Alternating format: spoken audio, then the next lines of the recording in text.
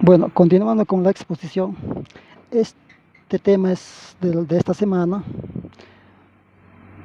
y es curva masa o diagrama de masas, tema correspondiente a esta semana. Como bien sabemos, ¿no? El movimiento de suelos pues, es una de las partidas o componentes más importantes de un proyecto vial. Y en ese caso, en ese sentido, el costo de esa actividad en dicho proyecto pues, representa una parte muy importante del costo total de la obra. Por ese motivo, pues durante el proyecto debemos tratar de minimizar lo máximo posible este movimiento de suelos, buscando la solución más económica. Pues para ello, pues una de las soluciones más económicas es tratar de balancear el volumen de corte con el volumen de relleno. Es decir, pues debemos de procurar compensar longitudinalmente los volúmenes de corte y relleno, así como también debemos de optimizar su transporte.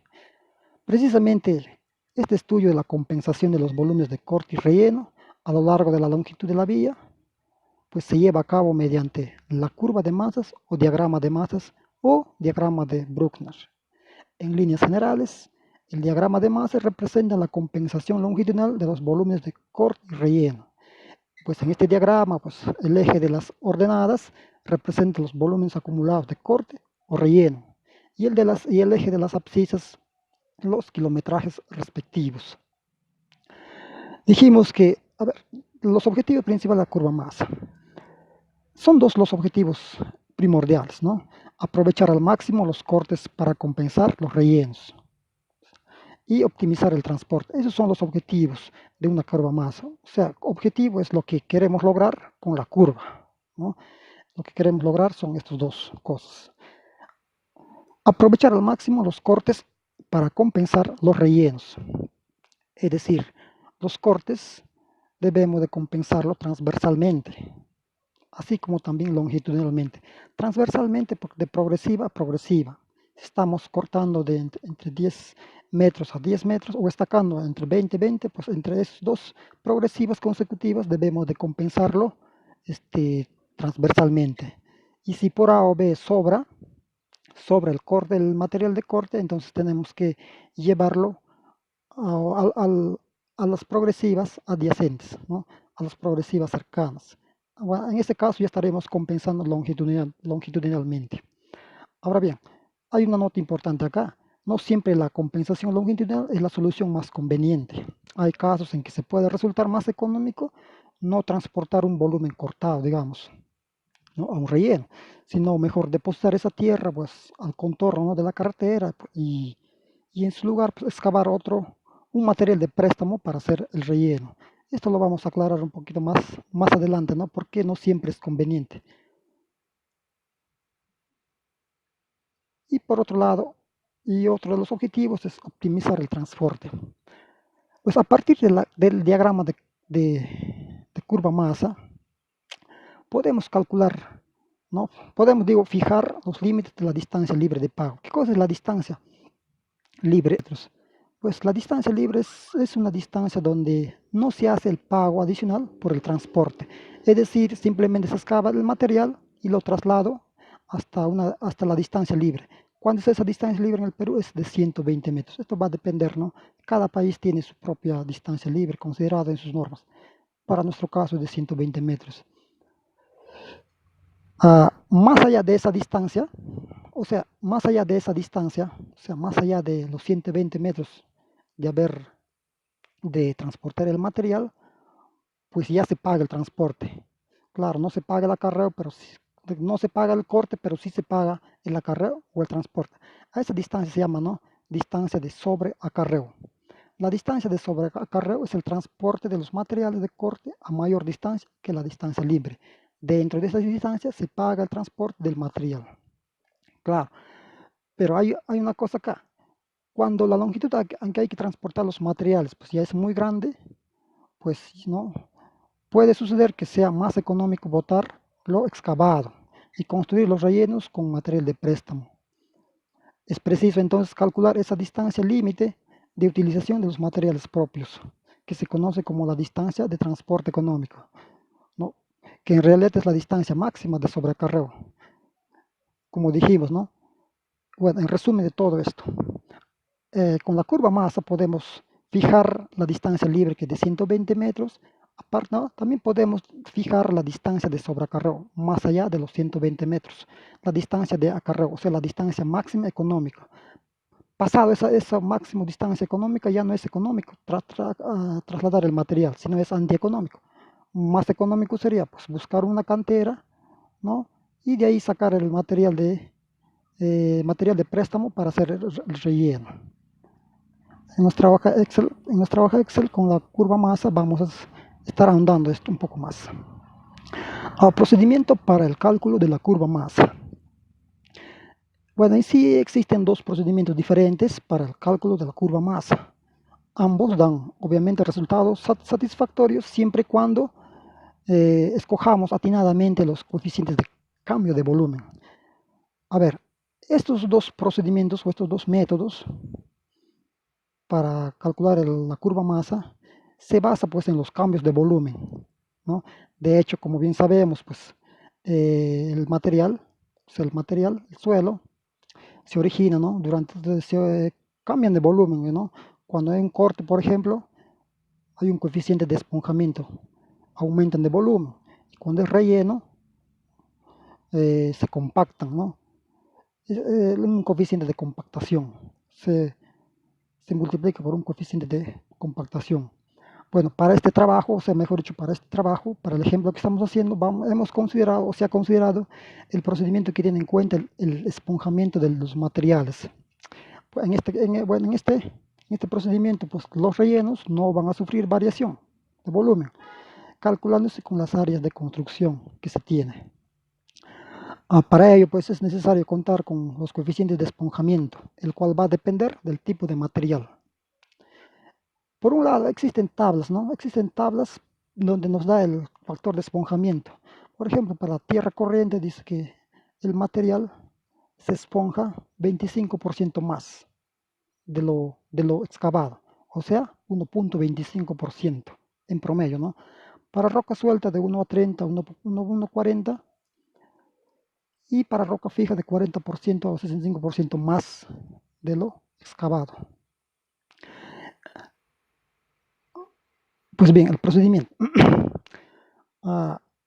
Antes queremos aclarar acá, es aconsejable calcular curvas masa para un tramo de 500 a 1 kilómetro, ¿no?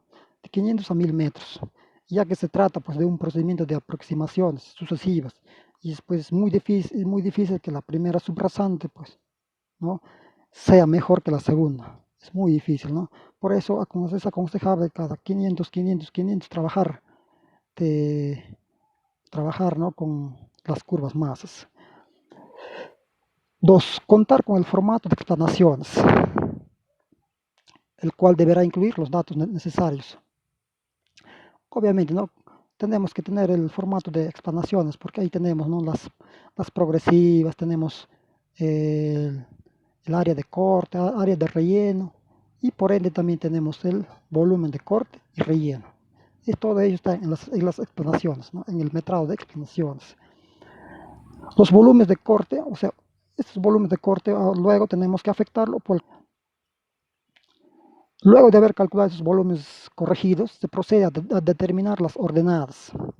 Pues estas ordenadas no es más y nada menos que la acumulación de los saldos de los volúmenes de cortes corregidos.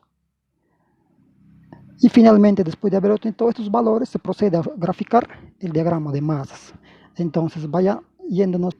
A ver, viendo en nuestra Excel, bueno, por fines académicos, tenemos que tener, ¿no? O sea, volumen de relleno, también tenemos que tener volumen de corte para que la explicación sea más aclarativa, ¿no? Porque a veces cuando se hace una carretera nueva y en zonas accidentadas, generalmente hay más cortes que rellenos. O sea, relleno es mínimo, más cortes. En ese caso, pues, de nada sirve o poco nos puede ayudar a la curva masa, ¿no? O sea, ¿qué vamos a compensar si hay más cortes que rellenos? En cambio, si hay acá algo equilibrado, terrenos ondulados, etcétera, ahí sí podemos hacer uso de nuestro diagrama de masa. Siendo así, vayámonos al ejemplo, nuestra hoja Excel y que está acá. ¿no? El proyecto se llama Creación del Camino Vecinal Queropalca, Huamanmarca, Distrito de Queropalca, Lauricocha, Huánuco. Lugar Huamanmarca, Distrito Queropalca, Región Huánuco, provincia Lauricocha, Región Huánuco. El año, diciembre del 2017, ¿no? Recién hace 2 años atrás, ¿no? Entonces, hemos considerado del kilómetro 1 más 500 para el ejercicio hasta el kilómetro 2. Como bien sabemos, aquí hay, ¿no? Corte, relleno. Corte, entonces relleno y un poquito de corte. Bueno, pues ya hemos tratado de dibujar el diagrama donde el eje X, el de las abscisas, es el kilometraje y el eje Y de las ordenadas es el volumen acumulado. Es este volumen acumulado, esta parte, ¿ve? Es esta parte. Los kilometrajes, eje X y eje Y, ¿no? Ahí tenemos. Y nos da esta curva. Esta es la curva masa. Esta es la curva masa. Ahora bien, hemos tomado la parte del subrasante y del terreno, del plano, del perfil longitudinal, ¿no? Donde hay una parte corte y hay otra parte relleno y corte, ¿no? Eh, ahora en esta curva tenemos que calcular, o mejor dicho, determinar la distancia libre y la distancia de sobreacarreo, que es la distancia económica. Fuera de esta distancia ya es antieconómico. En este caso tenemos que utilizar material de préstamo para hacer el relleno. Hay ciertas propiedades de la curva masa, donde este es el eje X, el eje X0, ¿no? Dice que paralelo a este eje podemos trazar, ¿no? Podemos trazar varias líneas compensadoras, cuantas líneas que nosotros querramos, paralelo a este eje, ¿no? De la curva en este caso. En este caso hemos trazado la línea compensadora que corta esta línea en 2 puntos. En 2 puntos. Ya, entonces acá tenemos que determinar la distancia libre, que es de 120 metros. Para ello, tenemos que en esta curva tenemos que ubicar el máximo volumen acumulado. Ese es el pico, ¿no? El punto máximo. Es esto. Y a partir de ahí trazar una perpendicular a la línea compensadora, ¿no? Una perpendicular. Luego ahí ubicamos, o sea, a partir de acá, contamos, ¿no? 60 por acá, 60 por acá, ambos lados, que nos dan 100, y lo subimos perpendicularmente hasta que corta la gráfica en ambos lados, y la distancia libre sería eso, ¿no? De 120 metros. 120 metros, la distancia libre. Entonces el volumen que queda por cortar y por rellenar es el que está por la parte superior. Ahora, para calcular o para determinar la distancia de sobreacarreo, se determina de la siguiente manera. A partir del punto medio de la distancia libre, ¿no? A partir de esto, determinamos el punto medio entre la distancia libre de acarreo y la línea compensadora, punto medio. Y es esto justamente, la mitad es esto. Y ahí trazamos una paralela, ¿no? A la línea compensadora hasta que corta a las gráficas, hasta que corta la gráfica. Y esto sería la distancia de sobreacarreo. Y bueno, pues calculando, ¿no? Si hasta acá es 30 metros, si hasta acá, 60 metros, hasta acá 60, todo es 120. Le tenemos que sumar esta partecita, más esta partecita, quedan sumados entonces 200 metros. Es la distancia libre de acarreo, que digo, la distancia de sobreacarreo. ¿Qué quiere decir? A ver, esta curvita que está acá, por encima de la línea de la línea de acarreo, esta grafiquita, quiere decir que este relleno, digo, material de corte es suficiente para hacer este relleno. Es suficiente, o sea, lo que excavamos acá lo podemos rellenar acá, lo podemos compensar, sea tal cual. Y también de la misma manera, lo que cortamos acá lo podemos rellenar acá, tal cual. La distancia libre, en ese caso se compensan, ¿no? En este caso ya no hay, ya no hay, o sea, todo lo que cortamos lo estamos rellenando acá. Ahora, ¿qué hay con este material sobrante? Este material ya, o sea, este material para cortar, ya no podemos llevarlo acá porque ya es antieconómico, ya no sale a cuenta, como dicen. Este material es el excedente, ¿no? Es el desperdicio. Esto sí, sí o sí tenemos que llevarlo, ¿no? Tenemos que llevarlo o colocarlo al lado de la carretera, ¿no? O cercano a ello, al eje de la carretera. Es un material que ya no sirve, ¿no? Es un material de corte. Y de la misma manera acá, de la misma manera acá, porque está debajo de esta curva y por encima de la línea compensadora. Este relleno, que es un relleno, tenemos que conseguir para él un material de préstamo, porque esto llevarlo acá, como ya dijimos, no es económico. Mejor buscar un material cercano, que pues una cantera, de esa cantera llevarlo acá para hacer el relleno, que es un material de préstamo. A ver, de esta manera nosotros podemos hacer cuantas veces querramos a lo largo de la carretera las compensaciones, o sea, dibujar líneas compensadoras a lo largo de la vía cuantas veces nosotros querramos, ¿no? Y pues haciendo eso, pues podemos dibujar nosotros, ubicar, digo, nuestro acarreo libre, ¿no? Nuestro acarreo libre. Cuando esta gráfica, ¿no? Como mira, ¿ve? Como esta gráfica sube, el acarreo se hace en este sentido, ¿no? De izquierda a derecha. ¿Está bien? O sea, cuando está por encima, cuando la gráfica está por encima de la línea compensadora, el acarreo se hace de izquierda a derecha. Es obvio, mira, ve. Si esto estamos cortando, obviamente que vamos a acarrear así, ¿no? De izquierda a derecha. Corte y relleno. En cambio, es lo contrario, ¿no? Cuando la curva está por debajo de la línea compensadora, entonces el acarreo se hace en este sentido. ¿Por qué? Porque el relleno está acá y el corte está acá. Vayamos arriba, ¿ve? Ahí está. ¿Ve? ¿Ve? Acá hay corte, acá hay relleno. O sea, cortamos esto y lo trasladamos así. O sea, de derecha a izquierda. Eso quería aclarar. El diagrama de masas, o sea, en líneas generales, o concluyendo ya, es permitir la optimización de los transportes. Pues se trata de lograr al mínimo momento de transporte. El mínimo momento de transporte. Trata de maximizar eso.